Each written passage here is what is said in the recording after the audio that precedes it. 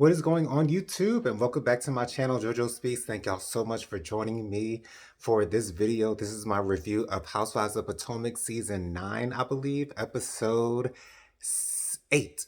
Episode 8. So we start out with this G&A event. We're working out, we're getting into fitness. This is not only a clothing brand, but it's also a health and wellness program, sort of kind of, in that vicinity, whatever that may be. This is what it is. And so I like the fact that they're expanding their horizons as far as, what they're offering as far as whatever G&A is. So shout out to them for that. I'm not sure why they've gone into this. Well, I mean, Giselle sort of kind of said, the fact of her father passing from a brain tumor caused her to want to get more into the health and wellness thing, and so I guess Ashley just sort of kind of went along with it. But anyways, all the girls are coming over except for Karen. Karen is getting ready for her court date, which is 2 days from the time that this GNA event is taking place.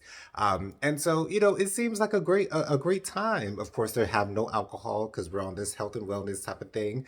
And then Giselle presents Ashley, and Ashley begins to sing her song. I can't even remember what it's called. The song is it is what it is. Ashley does her best. I won't say that Ashley can't sing. I just will say that she's not a good singer. But it is what it is. It's not like she can't hold a note because Ashley technically can hold a note. It's not music to your ears if you get my drift. But anyways, and so the girls they're talking to Mia, and Mia is like, Gordon says that he doesn't want to be in the same room with Ink. He doesn't want to deal with Ink, and Ink told me that if he's is the issue, then he'll separate himself from the situation. And so that's the last thing that the girls hear before Wendy's party, right? So then we get Karen. Karen is getting ready to go to court. We have her attorney coming over.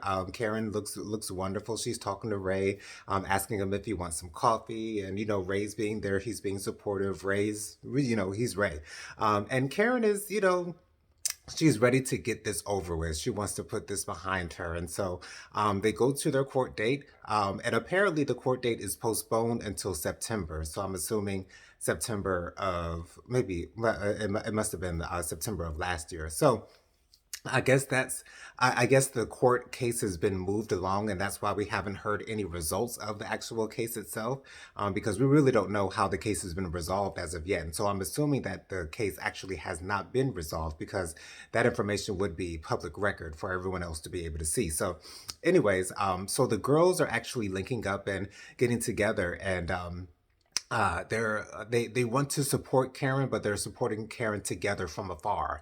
Of course, Giselle said that they don't want to be outside the courthouse with signs or whatever. So it's cute, but the girls are throwing a little bit of shade at Karen, and Wendy says I don't think she has an issue, and so Mia says if she's not a drunk, then I'm celibate. Anyways, Mia's going to say anything that she can to kind of have a moment, but anyways, Ashley is meeting up with her aunt, her uncle, and her cousin, as well as her mother coming over to the house, and they're discussing the fact that Ashley is about to go into mediation with her ex Michael, and try to figure out how they're going to get their stuff to handle, get their stuff taken care of. And Ashley gets a little bit emotional, and she doesn't know really how to feel about this. This is her first divorce, and so she just wants to make sure everything is okay for everyone involved. And so Ashley's birthday is actually here, and she's a little bit upset that Wendy's having her birthday party on the same day of Ashley's actual birthday, although they're both Geminis. She doesn't appreciate, I guess it seems as though she doesn't appreciate the fact that all the attention for as far as the birthday is concerned is going to be on Wendy, whereas Ashley had every chance to plan something for her birthday and have something special for her birthday as well. But I don't know, maybe Ashley's just not that girl. It is what it is. But anyways, Wendy is a little bit nervous because Eddie's family will be there at at her celebration. It seems like she's invited all of his family. It seems like his brother and his sister show up. I don't believe that Eddie's parents actually are there. I've seen the episode twice, and I don't remember ever seeing them there. But anyways, all the girls are there, including Karen. TJ and Stacy are there, and for a little while, Stacy and TJ are separated, and Ashley actually tells Stacy that she's doing a drag king night, and Stacy for somehow does not know or has never heard of a drag king. We've all heard of drag queens, and so in my mind, you know what I'm saying. Process of elimination, you'd be able to put together what a drag king would be as opposed to a drag queen. But anyways, so Stacy is introduced to the subject matter of a drag king. Apparently Ashley has delved into doing this type of work. And so I would love to see Ashley dressed up as a man. I think that will be very, very interesting. She's a very pretty woman, and pretty women would typically make pretty looking men, although their features may not actually read as masculine necessarily. But I've seen some really good looking drag kings out here. So it is what it is. But anyways, and so while Stacy and TJ are separated, they come back to the table, and TJ seems to be a little bit upset that Stacy, really hasn't been up his behind the entire night, and he's like, you know better, and he's also tells her to get her hands off of him and all that good stuff. He's just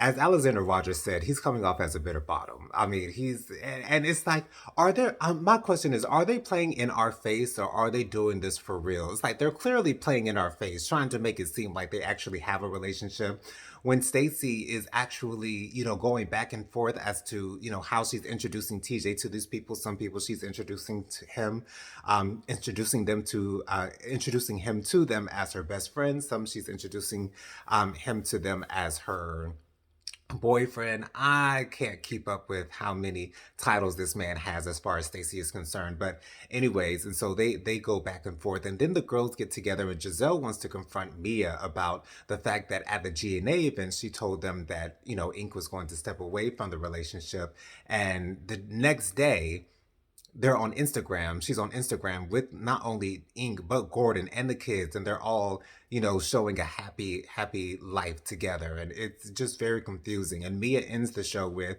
I'm happy with the fathers of my children. She clearly, deliberately says fathers with an S, and it is what it is. It is what it is. But anyways, we'll see what happens in the next episode. Thank y'all so much for joining me for this review. Make sure you guys subscribe, like, share, comment, all that good stuff. Press the notification bell so you're notified every time I post a new video. And I'll see you guys in the next one. Peace out, y'all.